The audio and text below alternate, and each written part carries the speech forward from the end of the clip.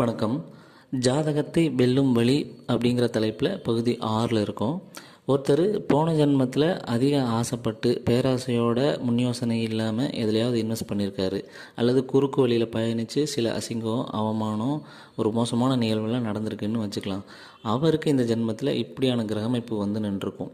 அதாவது லக்னம், லக்னாதிபதி கூட பாவ கிரகங்கள் அல்லது அஷ்டமாதிபதி அல்லது அஷ்டமாதிபதி தசை இதெல்லாம் சம்மந்தப்பட்டு இந்த ஜென்மத்தில் அவர் பிறந்திருப்பார்.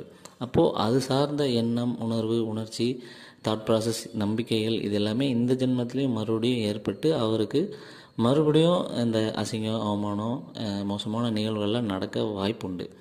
ஆனால் இந்த ஜென்மத்தில் அவர் எதுலேயும் பேராசைப்படக்கூடாது, லிமிட்டை தாண்டி போகக்கூடாது, நேர் வழியில் பயணிக்கணும், யாரையும் தொந்தரவு பண்ணக்கூடாது அப்படிங்கிற ஒரு சில பாசிட்டிவான நம்பிக்கைகள், உணர்வுகள், புரிதல்கள் அவருக்குள்ளே இருந்தது அப்படின்னா இந்த கிரக அமைப்பு அவருக்கு பாசிட்டிவாக செயல்படும்.